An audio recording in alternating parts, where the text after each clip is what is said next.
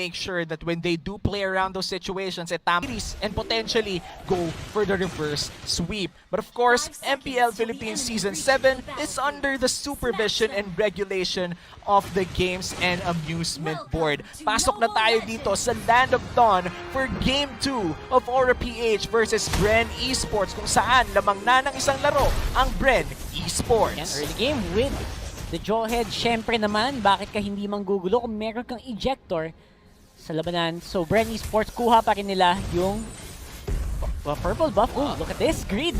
Medyo sneaky dito din si Gulat JP. ako dun, Alam mo yung feeling ko, nag-long cut siya. Hindi siya shortcut eh. Long cut. Pumunta siya doon. Nag-long cut siya, manggugulo dito, nanakot pa with the dash, pero na-stun dito si Greed. Greed might be in trouble. Few. Spiral Strangling might be a kill, pero hindi pala abot dito ang abilities ni Lusty. Kung medyo nakalapit si Lusty doon, feeling ko could have been a kill for Bren Esports, pero hindi pa rin tapos. JP, gustong manggulo, and that's why you want a Jawhead in your team. That's right, the Jawhead, magandang early game reset. Pwede kang magulo, pwedeng guluhin yung timing mo sa jungle. Kasi sa jungle, di ba may timing yan? Oo, kung kailan nag-i-spawn yung mga jungle camps, gusto mong patayin para maalaman mo yung timer. Pero wait naman, Lord Hades, Plsss though, a little bit too tanky with that Esmeralda. Pero ako yung kinakabahan para kay Flap eh. Oo. Sa totoo lang, Granger is actually medyo mababa. Actually, walang win rate. Diba? Wala pang napapanalong game si Granger. Una siyang ginamit sa Season 7 with Carl TZ.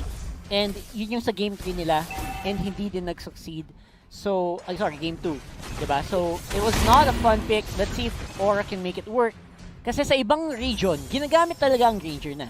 Diba? May mga lineup na pwede ka mag-Granger. Ang tanong, isa kaya ito sa mga lineup na pwede mong gamitan nun? Yeah, and apart from the lineup, I feel like it's also based on the power spike of the said lineup. Kung sabay-sabay bang lalabas ang power spike, kung kaya nyo bang patulan on certain occasions. And speaking of certain occasions, this just might be it. First turtle of the game, co-contest dito, both teams, Aura PH in a good position to take it down. The Kilowash here, hindi papasok ang Alice and Rebo is still fairly healthy, pero babagsak na with a searing torrent. Beautiful play coming in from the Valir. At tuloy-tuloy lang dito, babagsak na ang Sylvana after the Tamus getting it. At pero ang Esmeralda may rest back pala, 4v1 dito, and that's the Esmeralda going down. Aura PH, beautiful play, the turtle plus 3 kills. Yup. May mini audition na naganap. And I have to say na hindi maganda yung layering na ginawa ng pagpasok ng Bren Esports doon sa laban na yun. And dahil doon, again, 3-1 agad and nakakuha na agad ng advantage. Raptors na agad yung Granger. Yeah, pero falling Star Moon dito from Plsss, pero hindi naman pala masyado masasaktan dito si Lord Hades. Pero going back to your point, Rock, that was a little bit too aggressive coming in from Bren. Hindi nila naasikaso kung paano mga pasok nila. As you said, holy baptism though, locked in si JP. Walang takas-takas with Imperial Justice, and that's 1 kill going to Bren Esports. There you go, nabawi naman nila. And if you're Aura, huwag kang gagawa ng mga ganung pagkakamali. Kasi konting opening lang ibigay mo sa Bren Esports. Alam mong papasok at papasok yan. Yeah, so, gotta be careful. And speaking of being careful, Bren Esports, I feel like they're more careful now even if they won Game 1. And I gotta hand it to them. Aura PH, they seem not bothered at all from that loss in Game 1. Actually, mas mukha nga silang gigil ngayon, di ba? Yung Aura talagang umaapoy ngayon in this game. And they have the heroes. Meron silang lineup para gawin to. Again, Granger on with Rhapsody, masakit na marksman kahit na early game. Gamit in this matchup. Yeah, pero tignan natin dito, Greed a little bit slowed down coming in from Lusty, pero saktong bato lang pala yun. JP with a good save, pero na-burn ang Vengeance Flame. Few, hindi tatama ang Cometic Lance. That could have been a kill if tumama yung stun na yun. Again, also, you have to be aware, yung timing ng Imperial Justice isn't active right now. Check nila ngayon Turtle, it's gonna be a big one dito. Yeah, Turtle already half HP, pero that's the ejector being burned already, pero masisecure ng Aura ang Turtle at may double kill pa para kay Granger. Nagkakaubusan na members ng Bren Esports dito. Plsss medyo makunat, pero patulan, ipapato pabalik. That's the tower time. Plsss still alive, but that's the Turtle plus 3 kills once again for Aura PH. Beautiful placement, no Rhapsody at lang Death Sonata. nitong si Lord Hades. From downtown, nakatakas na eh. Nahabol pa ng bala. And again, that's why you pick the Granger. And nakuha niya yung early game timing na gusto niya. Mahirap nang pigilan to. Yeah, and for Aura PH, this is the game that they want out of this Granger. As you said, there's a 2v1 na medyo brief na dito. Grabe yung dami na nagkakala dito kay Granger. One shot na lang, flap, easy gone! Underneath the turret, you did not respect Aura PH and you paid the price for it. Again, Rhapsody lang, sapat na. Ganun kasakit yung Granger na to. Lalo ngayon with the early Raptors machete. Kasi tagos-tagos yung physical damage penetration ngayon ng Granger na to. So, aside from that, also maganda yung ginagawang pag-ikot nila Kiluash at the Greed. Right on time, hindi sila full commit. Saktong dalaw lang. Saktong dalaw lang at kung anong kailangan, ayun lang ang ginagawa. Nakita natin doon, inuna nila yung Torre before they went down to burst the Esmeralda. Gulat na gulat ang papa mo Flap TZ doon. The damage was just too unreal. As you said, Rhapsody pa lang, sapat na. At mukhang magkakaroon ng labanan dito in the mid lane. Siring Torrent, hindi tatama pero may flicker in si JP. Hindi tumama ang inject.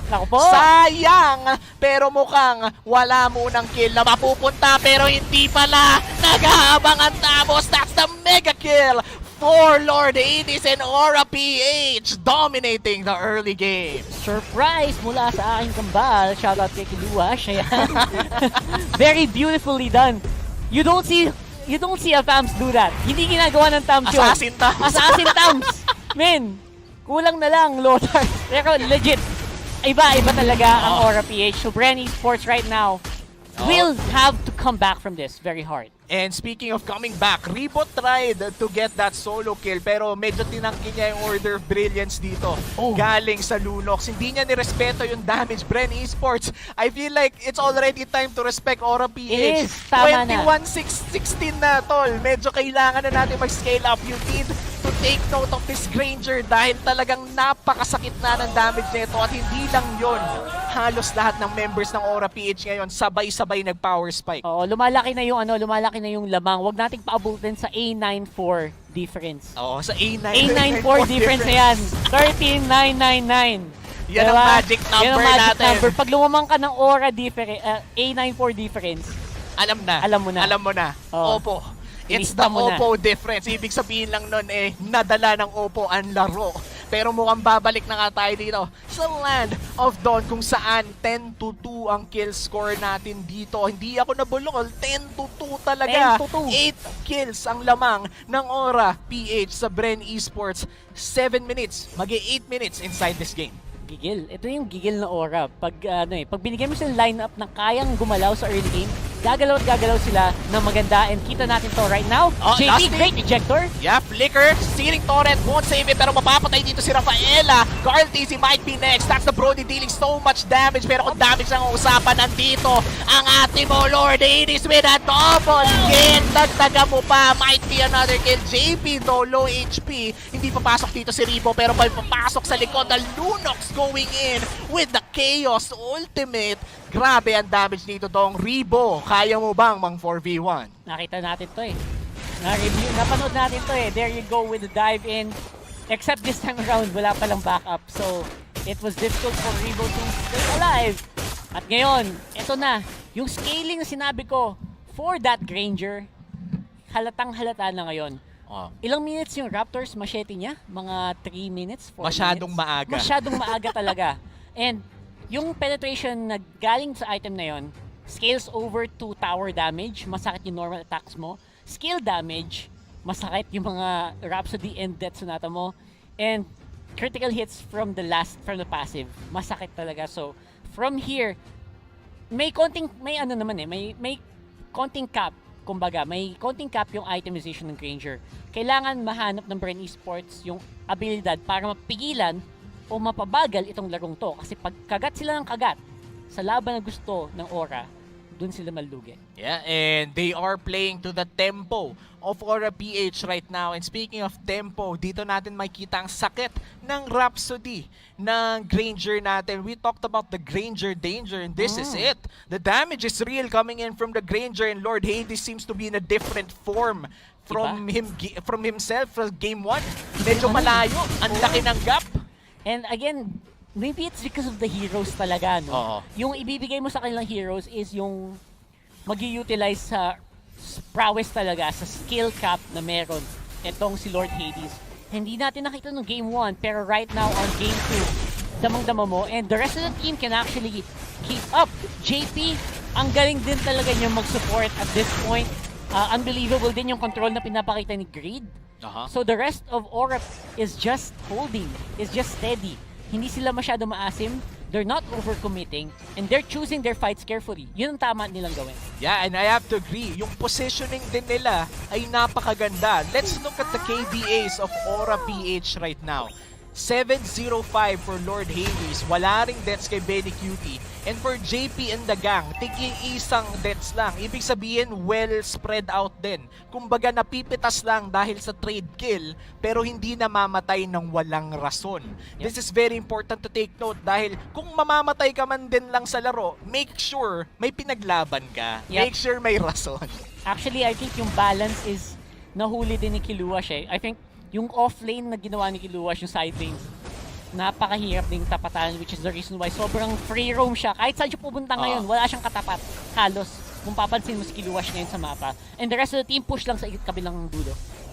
Yeah, and speaking of pushing though, 3 lanes are getting pushed by Aura PH here. Top lane is already getting pushed quite heavily. There are 4 people in the mid lane and the Lord. Saktong trabaho lang dito sa bottom lane natin, and that's already 1/3 destroyed. Tuloy-tuloy na to. This is the classic 3-lane push from Aura PH. Flaptizi to, dumudugo bigla and forces out the Inspire to just run away back to the turret. Yep, and again, the Lord is going on the turret. Hindi na nilang pipigilan. Turret will go down. Top lane, busy din si Kiluash mag-isa. Almost takes down the inhibitor turret doon sa taas. Yeah, and this is a very busy map for Bren Esports. Kailangan nilang makalculate kung saan ba dapat mag-i-invest ng mga members. That's a mega kill for the Lunox. Napakagandang eject na nanggaling dito kay JP. At mukhang Tori muna ang uunahin nila dito. Another flicker in. The damage is just too real. Nasty is next. Order of Brilliance from Benny Cutie. He just goes insane and looks like the base is next. But Rebo wants to stop it. Rebo will not stop it. That's game 2 going to Aura PH. We have a game 3.